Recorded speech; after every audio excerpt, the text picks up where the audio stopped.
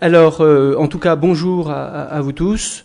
Je suis heureux de venir présenter ce sujet. C'est un sujet technique qui, ouvertement, si on veut vraiment l'empoigner et voir étudier toute la diversité des situations qu'on peut trouver sur terrain, il faut une journée. Voilà. Sauf que j'ai accepté de la présenter en très peu de temps parce que je pense arriver à transmettre quand même des principes de base et rappeler les fonctionnements de base.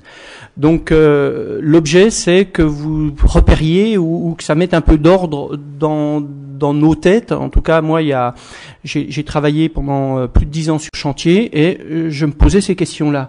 Et j'étais particulièrement friand de la valorisation des fibres végétales. Et qui dit fibre végétale dit utilisation de matériaux putrescibles. Donc dit une compréhension minimum de ces sujets liés à l'humidité, si on n'a pas envie que notre bâtiment se composte avant la fin de la garantie décennale, par exemple. Alors c'est comme ça que finalement j'ai eu à travailler sur cette thématique-là, et je vais vous présenter différentes choses. Donc une première intervention d'environ un quart d'heure, un peu des rappels, en tout cas sur la problématique de l'humidité, savoir qu'il y a plusieurs sources possibles. Donc l'humidité vis-à-vis des parois et vis-à-vis de la durabilité des parois. Mon souci est de générer des parois qui soient pérennes, qu'on soit en neuf, dans l'ancien, qu'on soit en ossature bois ou en approche maçonnée. Alors, qu'est-ce qui fait que, finalement, quel choix faut-il faire pour avoir des parois pérennes? Alors, quelles sont les sources d'humidité? Eh bien, il y a la pluie, les remontées capillaires, les fuites d'air et les points froids, l'eau contenue dans les matériaux et la vapeur d'eau. Et sur ces sujets, eh bien, on va approcher cette grande thématique de l'humidité par le point 5, entre autres, parce que c'est celui qui, a priori, est le moins connu en France.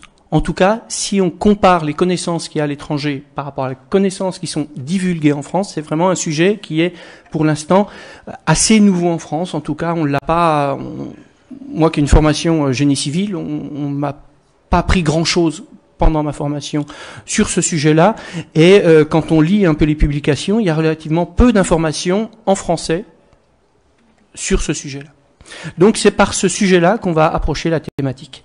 Alors déjà sur la problématique des risques dus de non-pérennité de la paroi par rapport à l'humidité qui viendrait de la vapeur d'eau contenue dans l'air intérieur, rappeler une évidence. Donc avant de prendre une loupe, ce rappel de l'évidence, les risques vis-à-vis de la vapeur d'eau et des condensations à l'intérieur des parois de la vapeur d'eau sont extrêmement limités si deux choses sont respectées.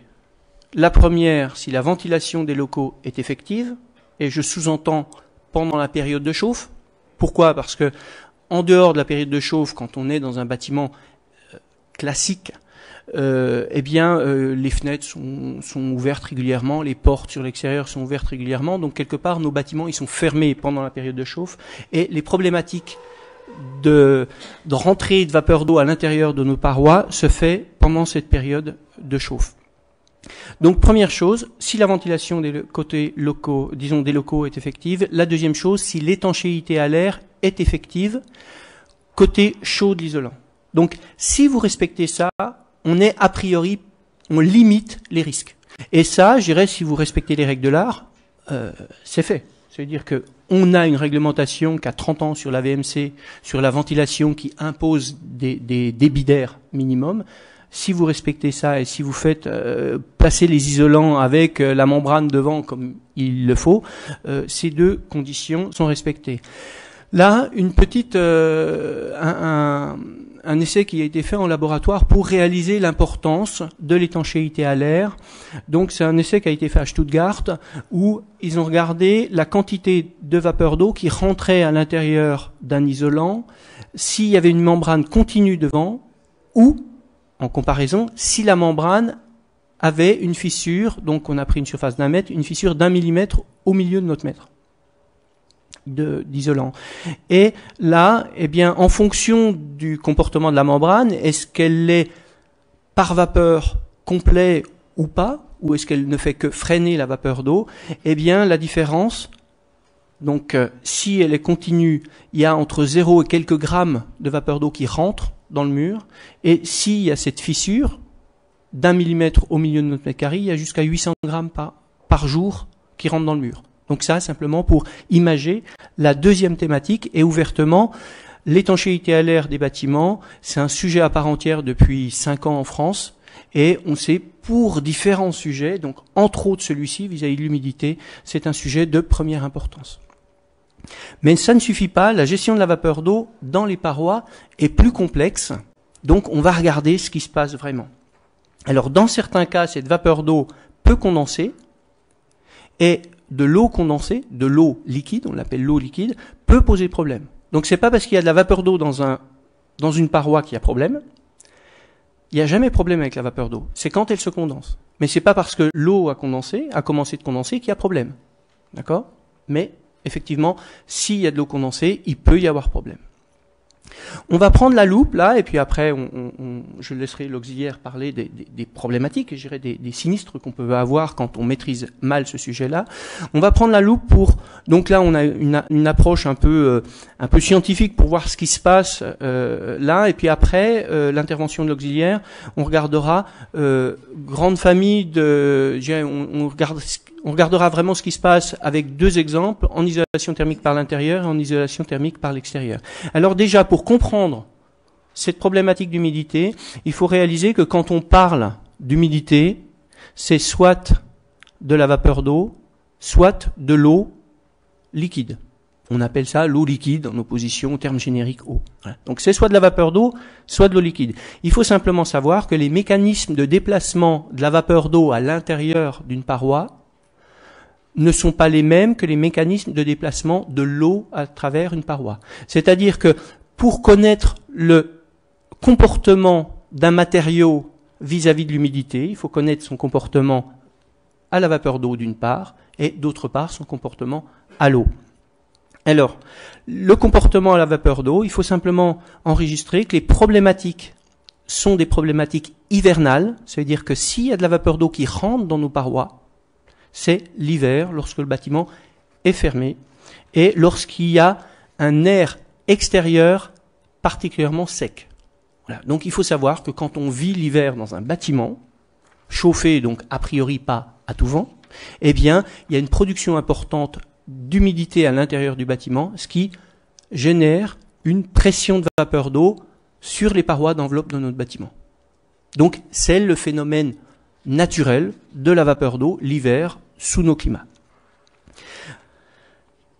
Alors, il y a une pression et les matériaux, en fonction de leur réalité physique, chimique, sont plus ou moins ouverts à cette migration de vapeur d'eau. Un exemple de matériau complètement fermé, c'est le verre. La vapeur d'eau ne rentre pas dans le verre, et vu que le vitrage est quelquefois froid, eh bien c'est là que se passent les premières condensations. Alors simplement, il faut savoir que sur l'ensemble des matériaux de construction, ben, vous en avez qui sont très ouverts à la vapeur d'eau et d'autres qui sont totalement fermés à la vapeur d'eau. Donc à gauche, là, on a les matériaux qui seraient avec une résistance faible à la diffusion de vapeur d'eau. Les grandeurs qui permettent d'exprimer ce comportement, c'est le mu pour le matériau en tant que matière et le SD pour le matériau en tant que produit. Donc le SD renseigne une membrane ou un polystyrène de 10 cm ou un placo de 12 mm. Donc c'est le SD qui renseigne le produit ou la couche de matériau, et la valeur qui renseigne le matériau matière, donc là ce serait le plâtre, ce serait le polystyrène, voilà, c'est la valeur mu. Donc ici, les matériaux très ouverts à la vapeur d'eau sont à gauche, et ici on a les matériaux complètement fermés, donc j'ai donné l'exemple du verre, c'est le cas entre autres des métaux. Pour réaliser ce comportement, une petite analogie aux vêtements. Le kawaii, on sait tous que c'est un coupe-vent, et on sait très bien qu'on transpire vite dans un kawaii. Le kawaii est fermé à l'air et fermé à la vapeur d'eau. Alors que un le même coupe-vent en Gore-Tex, eh bien, il arrête autant l'air, mais il laisse passer la vapeur d'eau. J'aurais pu prendre des chaussures, le visuel était moins évident, mais entre la chaussure ou la botte en plastique et puis la chaussure en cuir, c'est le même phénomène. Ça veut dire, pour réaliser que cette image, cette comparaison, c'est vraiment pour réaliser qu'on peut arrêter l'air et laisser passer la vapeur d'eau. Ce sont deux choses différentes. Ok ? Alors, ici, simplement un petit rappel pour pas que cette analogie aux vêtements nous trompe. Pour un matériau de construction, on ne peut pas dire de prime abord qu'être ouvert ou fermé à la vapeur d'eau est bien ou mal. J'ai vu des référentiels qui disaient, par exemple, un matériau naturel est un matériau ouvert à la vapeur d'eau. C'est complètement stupide. Premièrement, il faut effectivement, tôt ou tard, comme dans d'autres pays en France, sortir une définition de l'écomatériau, mais c'est pas parce qu'un matériau aurait un bilan environnemental pertinent sur son cycle de vie qui serait ouvert à la migration de la vapeur d'eau ou fermé. Je dirais c'est une réalité technique, un comportement technique. On est ouvert ou on est fermé, ce n'est ni bien ni mal, ça dépend de la situation. Certaines fois, on aimera un matériau qui sera frein vapeur, voire totalement par vapeur. Et d'autres fois, on cherchera un matériau très ouvert. L'eau liquide, je vous ai dit, elle se déplace différemment. C'est-à-dire que la vapeur d'eau, on vient d'en parler, elle se déplace à l'intérieur de nos parois, de l'intérieur à l'extérieur, et c'est une problématique hivernale. L'eau liquide, son souci, c'est pas l'intérieur ou l'extérieur. L'eau liquide cherche à aller au parement le plus proche, première information, mais elle cherche à aller des endroits humides aux endroits secs. Ça veut dire que votre vapeur d'eau, elle est orientée, alors que votre eau, elle peut aller à droite, aller à gauche, monter ou descendre. Ok ? Donc, c'est la même molécule de départ, mais c'est pas le même comportement. Alors, pour imager ce comportement qu'on appelle le transport capillaire ou la capillarité, eh bien, voici un petit essai qui montre qu'effectivement, plus la réalité du matériau, donc plus les pores du matériau se rapprochent de tubes fins et continus, plus l'eau se déplacera facilement à l'intérieur des matériaux. Et là encore, on ne peut pas dire qu'un matériau capillaire soit bien ou mal. C'est une caractéristique physique du matériau. L'eau à l'intérieur de ce matériau se déplace ou ne se déplace pas. Les matériaux sont plus ou moins capillaires, quelques-uns sont non capillaires. J'ai parlé du verre tout à l'heure, bien entendu, si la vapeur d'eau ne peut pas rentrer dans le verre, il n'y a pas de mouvement possible d'eau dans le verre. Le verre est un matériau non capillaire. Les matériaux supportent plus ou moins l'eau. Donc deuxième slide sur le comportement des matériaux à l'eau. Certains sont putrescibles. Donc effectivement, quand on ne maîtrise pas ce sujet de l'humidité, on va avoir tendance à ne pas utiliser de matériaux putrescibles. Donc en neuf, c'est facile. On peut construire en neuf sans utiliser de matériaux putrescibles. Dans l'ancien, c'est moins évident. Vous réhabilitez un bâtiment en pan de bois, il y a la paille du torchis, qui est très putrescible, et il y a le colombage, qui est putrescible. Et imaginez, vous réhabilitez un bâtiment maçonné, mais les solives sont en bois. Qui dit solive en bois dit nez de solive encastré dans le mur, donc matériaux putrescibles. Ça veut dire que effectivement il y a un souci particulier à avoir avec les matériaux putrescibles. Malheureusement, il n'y a pas encore d'échelles qui permettent de renseigner l'ensemble des matériaux, est-ce qu'ils sont très putrescibles, donc très vulnérables, ou moyennement putrescibles. Je prends l'exemple dans un sujet qui est un sujet sur lequel j'ai pas mal travaillé, sur les isolants. Et les isolants puits de carbone, par exemple. Deux matériaux extrêmes, mais qui sont les deux rangés dans les matériaux putrescibles. La paille et la laine de chanvre. Donc dire que la fibre de chanvre, la filasse de chanvre est putrescible, effectivement, c'est le cas, puisqu'elle n'est pas imputrescible. Sauf que, aller raconter ça à des marins, qui savent que depuis des centaines et des centaines d'années, on fait des cordes en chanvre parce que ça pourrit pas, voilà, ils nous regardent de biais quand on leur dit que c'est putrescible. Donc, effectivement, il faudrait une échelle pour qualifier la fragilité d'un matériau à pourrir. Certains matériaux sont altérables, c'est-à-dire qu'il y a des matériaux qui sont non putrescibles, mais qui peuvent être dégradés par une présence plus ou moins importante d'eau. Je pense entre autres aux laines minérales en cas de dégâts des eaux. Effectivement, une laine minérale supporte bien l'humidité, mais en cas de dégâts des eaux, non, ça marche plus. Donc vous voyez que par rapport aux matériaux, il y a une fragilité. Et j'ai deux photos là, j'ai amené 2 photos qui montrent des matériaux putrescibles, mais qui passent le temps, disons, qui arrivent à tenir plusieurs années, alors que donc en bas à droite vous avez une tapisserie du Moyen Âge. Voilà, le tissu est putrescible. Et ça tient. Je parlais de la paille, qui est un matériau très putrescible. On a retrouvé du mobilier bourré de paille en Égypte, dans les fouilles archéologiques. C'est-à-dire que la paille, dans des conditions particulières, est quasiment éternelle. Alors que d'un autre côté, si vous voulez faire pourrir de la paille, je dirais, vous la mettez dehors et vous revenez 6 mois après, il reste plus grand-chose. D'accord ? Donc vous voyez que la fragilité est directement liée aux conditions extérieures. La molécule d'eau aux différents états. Alors, simplement, on revient à notre vapeur d'eau et l'eau liquide. Simplement, il faut savoir que, à l'intérieur de nos parois, l'eau peut s'évaporer et la vapeur d'eau peut condenser. Et c'est ça qui pose problème. Parce que, à la rigueur, on empêcherait beaucoup plus facile d'empêcher l'eau de rentrer dans les parois que la vapeur d'eau. D'accord? Donc, on empêcherait l'eau de rentrer dans les parois, il n'y aurait pas de problème. Sauf que des fois, c'est de la vapeur d'eau qui rentre et à l'intérieur de la paroi, c'est de l'eau liquide. Alors, il y a 2 systèmes qui permettent ça. Le premier, c'est la condensation par saturation de vapeur d'eau et tout le monde a entendu parler du point de rosée. Il faut simplement savoir que l'air chaud a une capacité plus importante à accepter de l'humidité que l'air froid. Donc un air chaud, plus ou moins humide, qui refroidit, à un moment donné, il arrive à saturation et il y a une partie de cette vapeur d'eau qui devient gouttelette. La vapeur d'eau devient eau liquide. Eh bien, l'hiver, c'est ce qui se passe dans nos parois s'il y a de la vapeur d'eau qui rentre dedans. Voilà. Donc, je vous disais, jamais de problème avec la vapeur d'eau.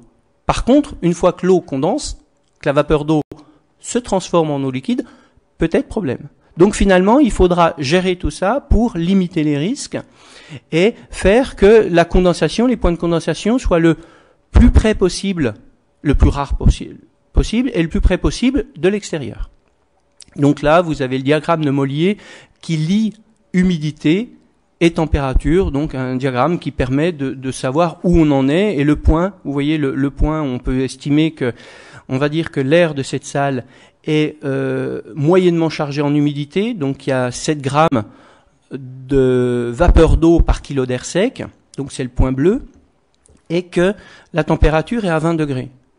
Donc vous voyez sur ce diagramme-là qu'il y a des courbes rouges, donc on est à 50%, ça signifie qu'on est à 50% d'humidité relative, cela signifie qu'on pourrait charger 2 fois plus en vapeur d'eau notre air avant qu'il arrive à saturation. C'est-à-dire qu'on pourrait, à la rigueur, être ici à discuter pendant un certain temps avant d'arriver à saturation. Mais imaginez que les parois qui sont là, que ce soit l'extérieur de l'autre côté, l'extérieur avec un air à moins 10.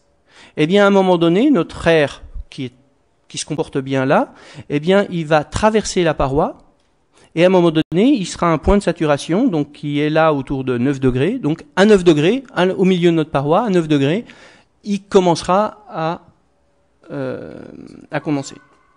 La deuxième réalité qui fait que l'eau se condense dans nos parois est beaucoup moins connue et il y a très peu. Moi, j'ai lu un bouquin écrit par le patron du CSTB qui date de 1966.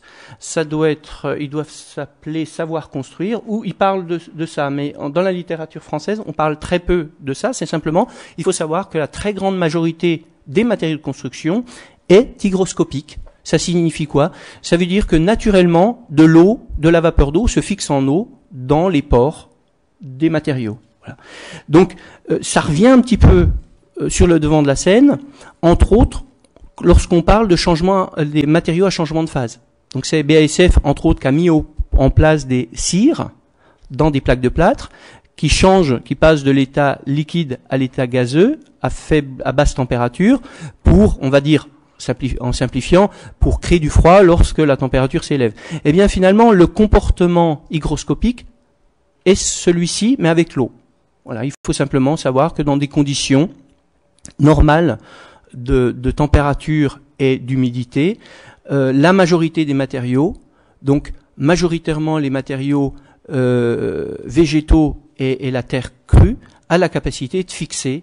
C'est ça, entre autres, c'est un des éléments qui explique pourquoi un bâtiment en terre est aussi confortable l'été. Voilà, il y a l'inertie thermique, et il y a aussi ce phénomène, et on parle d'inertie hydrique. Les matériaux sont plus ou moins hygroscopiques, quelques-uns sont non hygroscopiques, et là, donc, on a pris la loupe pour voir, et je vais passer la parole à l'auxiliaire. Donc simplement à retenir, quand on parle d'humidité, c'est soit de la vapeur d'eau, soit de l'eau. Les mécanismes de fonctionnement, de déplacement à l'intérieur d'un matériau ne sont pas les mêmes si la molécule d'eau est vapeur ou eau liquide. Et il faut simplement savoir qu'au sein d'un matériau, la vapeur d'eau peut se condenser et l'eau liquide peut se vaporiser. Donc maintenant, après votre intervention, je vais prendre des exemples de parois pour dire pourquoi ça marche dans certains cas, pourquoi ça marche pas dans d'autres cas, et qu'est-ce que cette logique nous invite à prendre comme précaution pour être sûr que ça marche souvent.